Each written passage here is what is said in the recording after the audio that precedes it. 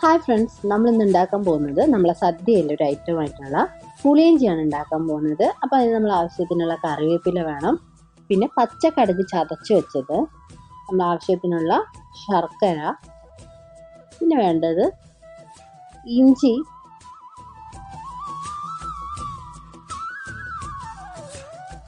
ഒരു വലിയ കഷ്ണം ഇഞ്ചി, അതുപോലെ തന്നെ ഒരു 6-7 പച്ചമുളക് അരിഞ്ഞ് വെച്ചിട്ടുള്ളതാണ്.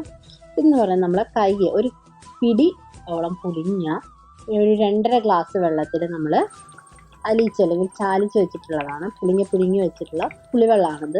അപ്പോൾ ആ ഒരു പുളിവെള്ളം നമ്മൾ എന്ത് ചെയ്യുക, ഗ്യാസിൽ വെച്ചിട്ട് നമ്മളല്ലെങ്കിൽ ഒരു അടുപ്പിൽ വെച്ചിട്ട് നന്നായിട്ട് കുറുക്കുക. അപ്പോൾ നമ്മൾ പുളിവെള്ളം നന്നായിട്ടൊന്ന് കുറുകി വരണം. അപ്പോൾ ഇടയ്ക്കൊന്ന് ഇളക്കി കൊടുക്കുക. അതായത് ഇത് അടി പിടിക്കാതിരിക്കാൻ നമ്മൾ ഇടയ്ക്കൊന്ന് ഇളക്കി കൊടുത്തുകൊണ്ടിരിക്കണം.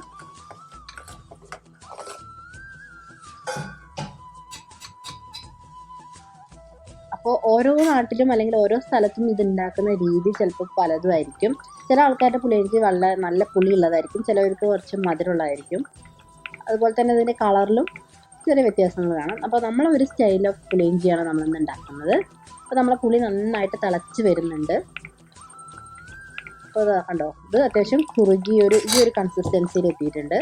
ഇനി നമ്മൾ ആവശ്യത്തിനുള്ള ശർക്കര ഇടുന്നുണ്ട്. നമ്മളിവിടെ ഒരു 8 അച്ച് ശർക്കരയാണ് ഇപ്പോൾ ഇടുന്നത്.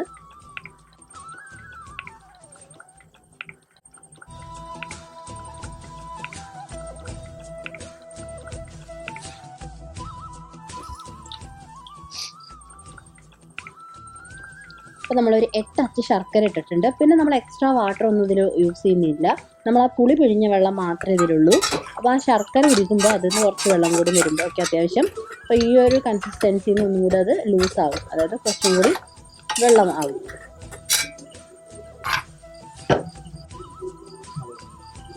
ഇനി ഇതിൻ്റെ കൂട്ടത്തിൽ തന്നെയാണ് നമ്മൾ പച്ചക്കടുക് ചതച്ചത് കൂടെ ഇടുന്നത്.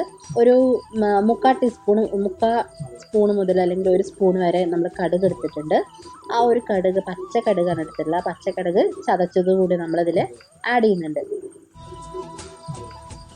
ഇപ്പം നമ്മളുടെ പച്ചക്കടുക് ഇട്ടിട്ടുണ്ട്, അതുപോലെ ശർക്കരയും നമ്മൾ പുളിയിലേക്ക് ഒഴിച്ചിട്ടുണ്ട്. ഇനി നന്നായിട്ട് ഇത് ഇളക്കിക്കൊണ്ടിരിക്കുക, കാരണം അത് അടി പിടിക്കാൻ ചാൻസ് ഉണ്ട്. അപ്പോൾ നന്നായിട്ട് ഇളക്കുക, ഇടയ്ക്കിടയ്ക്ക് ഇളക്കിക്കൊണ്ടേയിരിക്കുക. ഇനി നമ്മൾ നെക്സ്റ്റ് ചേർക്കുന്നത് 2 ഏലക്കായ ചതച്ചതാണ്.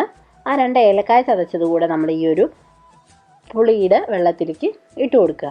അപ്പോൾ ഇത് ഈ ഒരു പുളിയിഞ്ചിയുടെ ഒരു സ്പെഷ്യൽ കൂട്ടാണ്, നമ്മളെ രുചി കൂട്ടുന്ന ഒരു സ്പെഷ്യൽ കൂട്ടാണ്. അപ്പോൾ നമ്മൾ 2 ഏലക്കായ കൂടി നമ്മളിതിൽ ഇട്ട് കൊടുത്തിട്ടുണ്ട്.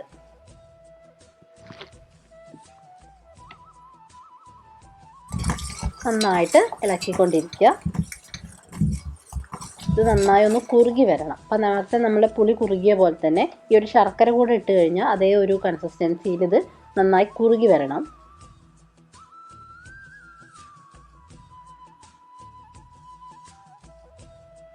നന്നായിട്ട് ഇളക്കി കൊടുക്കുക, അടി പിടിക്കാതെ ശ്രദ്ധിക്കണം. അടി പിടിച്ച് കഴിഞ്ഞാൽ ഇതിൻ്റെ ടേസ്റ്റിൽ ചെറിയ മാറ്റമൊക്കെ വരും. അപ്പോൾ നന്നായിട്ട് ഇളക്കിക്കൊണ്ടിരിക്കുക.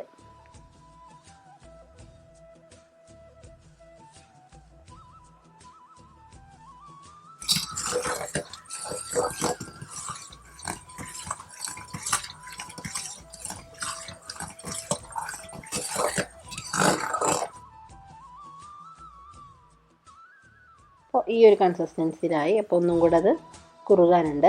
അപ്പോൾ നമ്മളിനി ഇതിവിടെ കുറുകാനായിട്ട് അല്ലെങ്കിൽ ഇതിവിടെ ഗ്യാസ് ഓണാക്കി വെച്ചിട്ടുണ്ട്. ഇനി നമ്മൾ നെക്സ്റ്റ് നമുക്കിതിലേക്ക് വറവിടാനുള്ള എണ്ണ ഐറ്റംസൊക്കെ വേണം, കാരണം നമ്മൾ ബാക്കിയുള്ള ഇൻഗ്രീഡിയൻസ് ഉണ്ട്. നമ്മൾ പുളി നോക്കുമ്പോൾ അല്ലെങ്കിൽ നമ്മൾ ടേസ്റ്റ് ചെയ്യുമ്പോൾ കുറച്ച് പുളിയാണ് മുകളിൽ നിൽക്കുന്നത്. അപ്പോൾ നമ്മൾ വീണ്ടും ഒരു 2 അച്ച് ശർക്കര കൂടി നമ്മൾ ഇടുന്നുണ്ട്.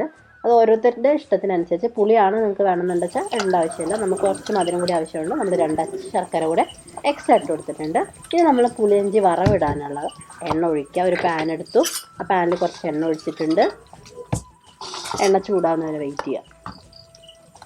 നമ്മൾ എണ്ണ നന്നായിട്ട് ചൂടായി വരുന്നുണ്ട്.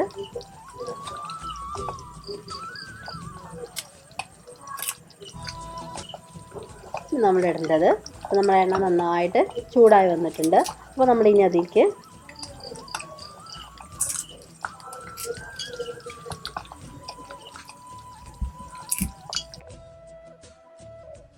കടുക് ഇട്ട് കൊടുക്കുകയാണ്. 1 സ്പൂണോളം അല്ലെങ്കിൽ 1/4 സ്പൂണോളം കടുക് ഇട്ടിട്ടുണ്ട്. ആ കടുക് നന്നായിട്ടൊന്ന് പൊട്ടി വരണം. നമ്മൾ ആ കടുക് നന്നായിട്ട് പൊട്ടി വന്നിട്ടുണ്ട്. ഇനി അതിലേക്ക് നമ്മൾ നേരത്തെ അരിഞ്ഞു വെച്ചിട്ടുള്ള ആ ഒരു വലിയ കഷ്ണം ഇഞ്ചി ചെറുതായി അരിഞ്ഞതും അതുപോലെ തന്നെ ഒരു 6 പച്ചമുളകോളം വട്ടത്തിൽ അരിഞ്ഞു വെച്ചതും കൂടെ ആഡ് ചെയ്ത് കൊടുക്കുക.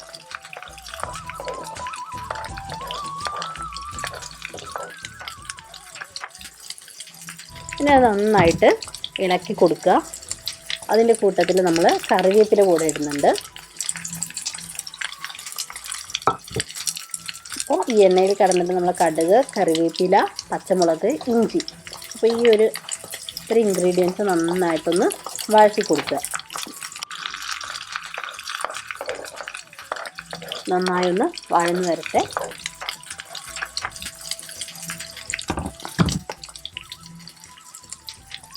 ഇത് ചില സ്ഥലങ്ങളിൽ നമ്മൾ ഇങ്ങനെ വറവിട്ടിട്ട് അതിലേക്ക് ഡയറക്റ്റ് പുളി ഒഴിക്കുന്ന രീതിയിലുണ്ടാക്കും. അപ്പോൾ നമ്മൾ ഈ ഒരു സ്റ്റൈൽ എന്ന് പറയുന്നത് 2 സെപ്പറേറ്റ് ചെയ്തിട്ട് വറവുള്ളത് നമ്മൾ ആ ഒരു പുളിയിലേക്ക് ഒഴിക്കുകയാണ് ചെയ്യുന്നത്. 2 രീതിയിലും ഉണ്ടാക്കാം. നമ്മളെ സ്റ്റൈൽ എന്ന് പറയുന്നത് ഈ ഒരു ടൈപ്പാണ്.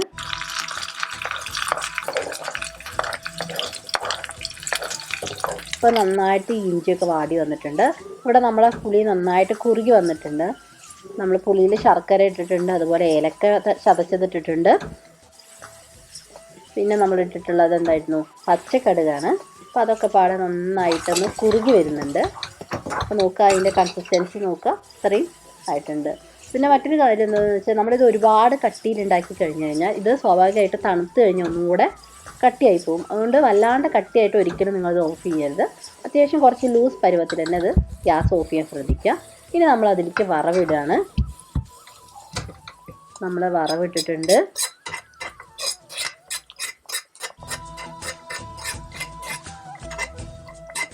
നമ്മൾ നേരത്തെ വാട്ടി വെച്ചിട്ടുള്ള ഇഞ്ചി പച്ചമുളക് നമ്മൾ കംപ്ലീറ്റ് നമ്മൾ ഈ ഒരു പുളിയിലേക്ക് ഒഴിച്ചു കൊടുത്തു.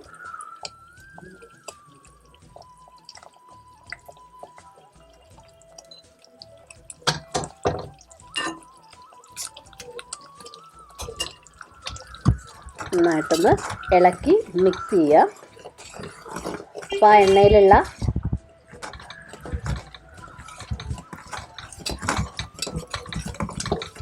എണ്ണയിലുള്ള കടുകും പച്ചമുളക്, ഇഞ്ചി, വേപ്പില ഇതെല്ലാം കൂടെ നമുക്ക് ആ ഒരു പുളിയിൽ നന്നായിട്ട് പിടിക്കണം.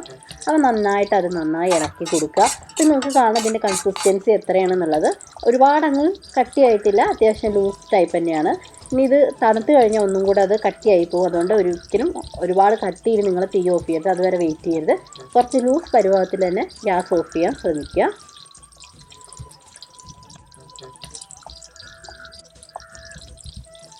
ഗ്യാസ് ഓഫ് ചെയ്യാൻ ശ്രദ്ധിക്കുക.